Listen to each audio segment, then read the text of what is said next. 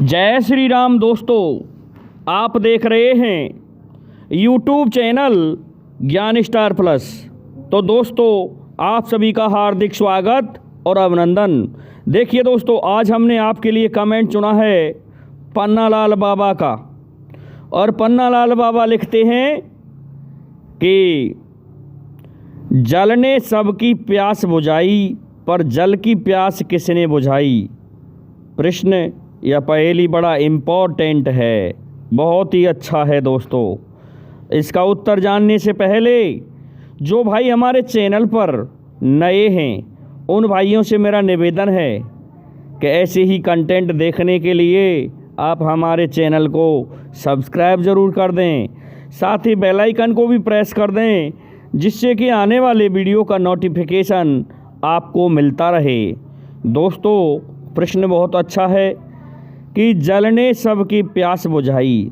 देखिए, जल ने किस किस की प्यास बुझाई, हम सभी चराचर में जो देख रहे हैं, इसमें जल वो है जो सबके लिए अपने प्राणों को रखने के लिए आवश्यक है।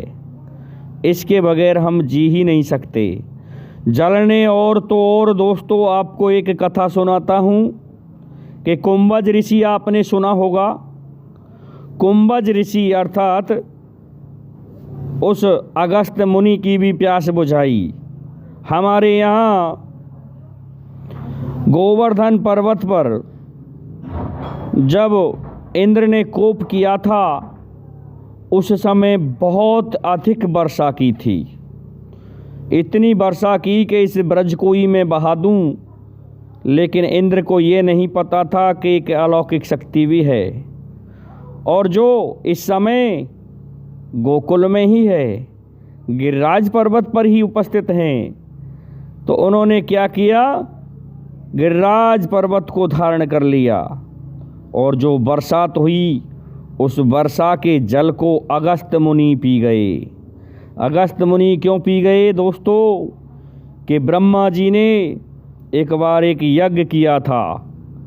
उस यज्ञ में क्या हुआ कि जैसे ही ब्रह्मा का एक दिन होता है वो तो खाने के लिए बैठ गए, लेकिन उस समय जल नहीं था कि भाई हम तभी जाएंगे। भोजन कर रहे थे और दोपहर में तुम्हें पानी पिला देंगे। तो ब्रह्मा जी का जो दोपहर होता है वो द्वापर युग था। तो तब तक दोपहर हो गया और दोपहर में भगवान श्री हरि विष्णु के अवतार श्री कृष्ण प्रकट हो चुके थे, अवतरित हो चुके थे। तो उस समय जब वहाँ से भोजन से खड़े हुए अगस्त्य मुनि, तो उन्हें पानी की बहुत आवश्यकता थी, क्योंकि खाना खाने के थोड़े बाद अगर पानी पिया जाए तो वो अच्छा भी होता है। इसलिए उन्होंने कहा भाई पानी पिलाओ। तो उस पानी को कुंभज ऋषि अगस्त्य पी गए और अगस्त्य मुनि की प्यास तृप्त हो गई। जब इस बात का पता इंद्र को चला तो इंद्र कहने लगा ये पानी कहाँ पर गया। अगस्त्य मुनि कहने लगे अरे तुम्हें पता नहीं है। बृहस्पति जी महाराज से पूछा था ये प्रश्न इंद्र ने कि तुम्हें पता नहीं है, तुमने ये त्रिलोकपति से वैर कर लिया। अरे उनके ही एक अवतार हैं, उनकी ही एक कला है जिनका नाम है अगस्त्य मुनि, वो तुम्हारे इस जल को पी गए। और तो और एक बार समुद्र को ही पी गए थे अगस्त्य मुनि। परंतु अब देखिए दोस्तों, जल ने तो सभी की प्यास बुझा दी, लेकिन जल की प्यास बुझाने वाला कौन है। हम और भी पहेलियों में पढ़ते चले आ रहे हैं कि जल को बहुत प्यास लगी हुई थी। अब जल की प्यास कौन बुझाए। तो जल की प्यास बुझाने वाला इस दुनिया में कोई नहीं था सिवाय भगवान श्री हरि विष्णु के।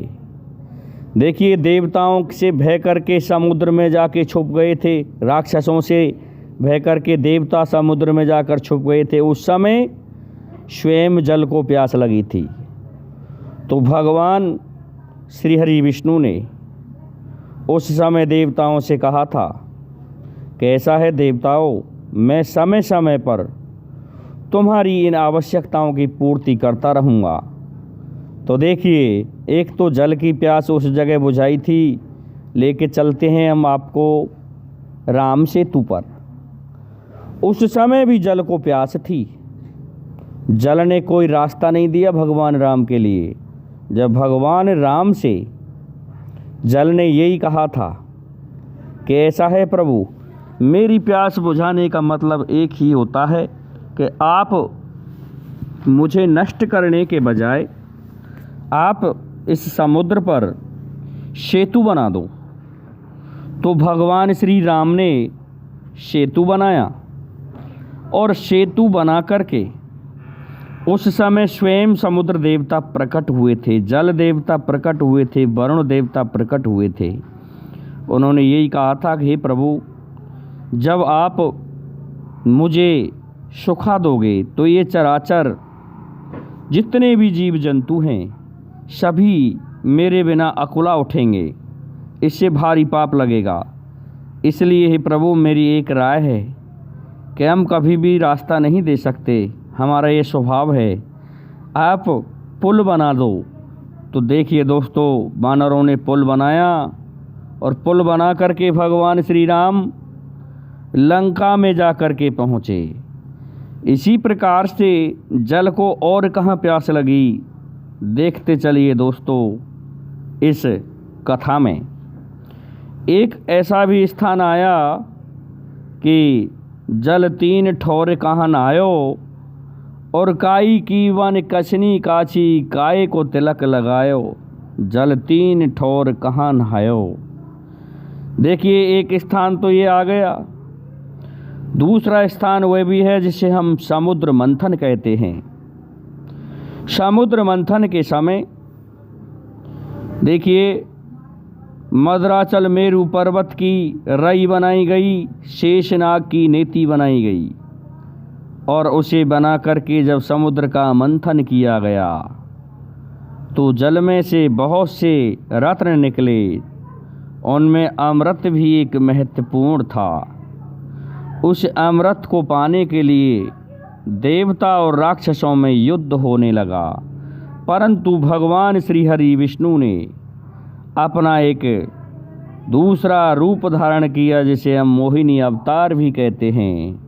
मोहिनी अवतार को देख करके राक्षस लुभावने रह गए, मारे शर्म के चुप लगा गए।